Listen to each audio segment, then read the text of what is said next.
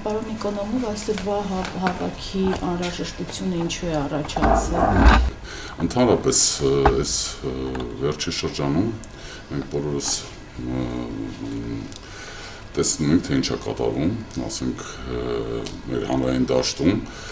եւ այդ ամեն ինչը, ինչ որ կատարվում է, դա տանում է դեպի մեր ժողովրդի պարակտմանը, հանրության պարակտմանը, եւ այդ բոլոր հարցերը ուղղակի կապված են հանրայինի հետ, քանի որ հանրայինը որպես դառել է արդեն քարոզի մեքենա կառավարիչների, այսօրվա կառավարիչների, եւ մենք նպատակ ենք դրել բարձրացնենք այս հարցը, որ հասկանանք ճանապարհային քարտեզը, թե ինչպես են կարողանալու հանրայինը վերադարձնենք հանրությանը, քանի որ օրենքը հենց դա է պահանջում։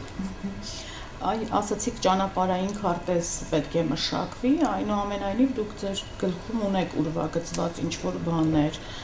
ոնց եք պատկերացնում, կոնկրետ դուք, ինչպես եք վերադարձնելու հանրությանը, էլի դրա համար կամք է պահանջվում, չգիտեմ, երևի օրենսդրական փոփոխություններ, ֆինանսներ, մարդկային ռեսուրսներ։ Գիտեք ոնց, ամեն դեպքում սա պետք է լինի առաջի քայլը, որտեղ իրականում, ասենք, նպատակը որն է, հանրայինը վերադարձնել հանրությանը եւ գալ ի վերջո ժողովրդավարությանը, որ արժանի է թե մեր ազգը, թե նորմալ պետությունը զարգացման համար, եւ այդ առումով Նիկոլ Փաշինյանի հեռացումը կամ Նիկոլ Փաշինյանի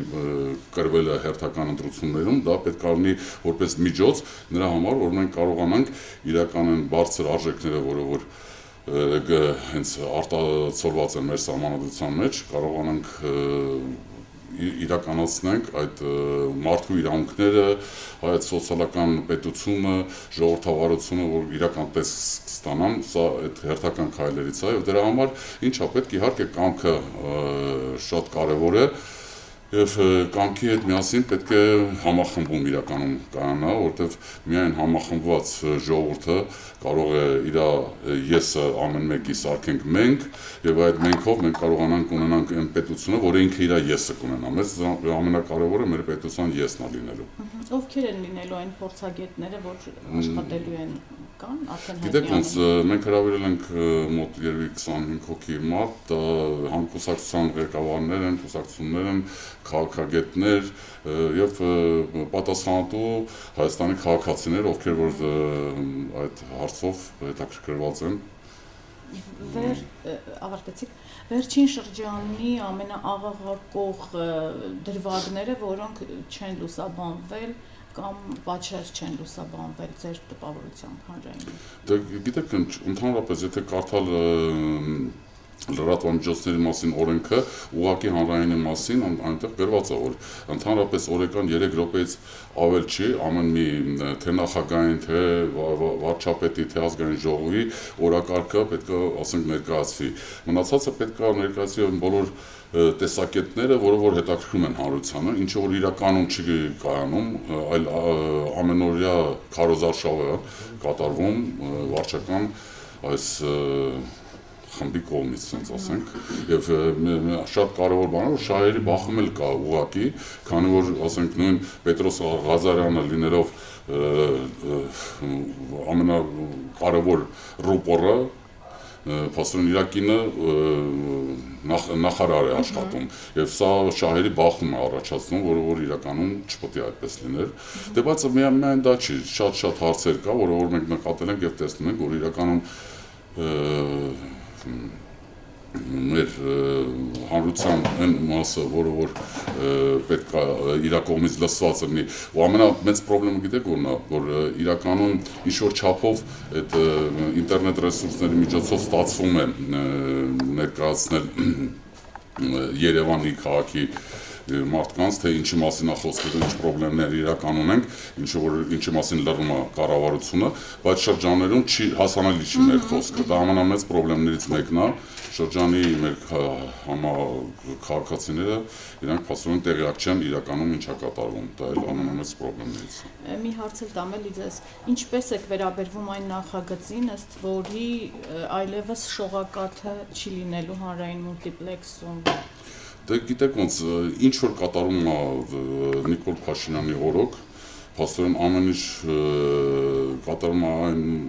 մի հատ նպատակ ունի իրականում։ Ես կարամ դա ասեմ այսօր դրությամբ իմ անունից դեռևս, քանի որ մենք դա քննարկել ենք քննարկությամբ, բայց իրականում ես դա եմ տեսնում միայն, որ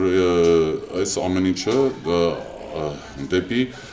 հակաազգային ամեն ինչ կատարում, ասենք մեր ազգի հիշողությունը, պատմությունը, եկեղեցին, ամեն ինչը ուզում եմ ուսումնասիրի այն առումով, որ ասենք մենք իրանք ուղղակի են, իրանք 7-րդ համագումարի ժամանակ ուղղակի ասել են, որ պետքա ազգայինը սարքենք ժողովրդային, փաստորեն մի մակարդակ ուզում են իջացնեն, այն բանը ինչ որ գաղափարախոսություն է իր այությամբ, ազգը, իսկ իրանք ուզում են սարքեն ժողովուրդ, դե երևի 8-րդ համագումարն է պատրաստվում են ցեղի արդեն վերածեն մեզ ընդհանրապես, այդ իրանց նպատակներն է։ Դա այդ քայլերից մեկն է ամեն դեպքում, այդ ամեն ինչը նույն բանի մեջ է մտնում։ Շղթայում։ Կա մի հարց, որի մասին կուզենայիք խոսել, բայց ես ձեզ չհարցրի, բայց կարևորում եք եւ կուզենաք շեշտադրել։ Ես կուզենայի ասել, որ այսօրվա հանդիպումը ոչ թե մեր նժար սահմանադրական շարժման անունից է կազմակերպվում, սա ուղղակի իմանից է, ինչի համար, որտեղ մենք ուզում ենք, որ բոլոր հետաքրքրված քաղաքական ուժերը, բոլոր ազնիվ քաղաքացիք, ովքեր որ ուզում են մասնակցեն, չնին հենց որ այս ուժն է հավաքում իր շուրջը ուզում հավաքի, ոչ, մեր հենց նպատակն այն սկզբից եղել է, երբ մենք նժար շարժումը հիմնադրել ենք, որ մենք ապակուսակցական ենք լինելու, մեր գլխավոր նպատակները դա համակարգային փոփոխություններն է, եւ դա վեր է տնտեսականից, որտեղ եթե մենք կարողանանք այդ համակարգային փոփոխությունները կատարենք, այդ դեպքում ամենալավ տնտեսական փոփոխությունները իրանց ճիշտ բանը կստանան, արդյունքը կտան, իսկ եթե դա չարվի, ամենալավ փոփոխությունն էլ հետո կարա էլի դեպի ետ վերադարձ կատարվի եւ դա ամենամեծ խնդիրն է։ Դրա համար մենք ասենք դա ուրիշ մոտեցումն է, սա մենք ուրիշ շրջանակներում ենք հավաքում, ենք մարդկանց հետ առանձին ենք հանդիպում, իսկ այսօրվա հանդիպումը սա իրականում ուղղակի մեր քաղաքական ուժերի, քաղաքագետների եւ ուրիշ ազնիվ հայ քաղաքացիների, ասենք տեսակետն ենք արտահայտելու այսօր եւ որոշել ենք թե ինչ քայլեր ենք ձեռնարկելու այդ հասնելու մեր նպատակին, որ հանրայինը վերադառնա հանրությանը։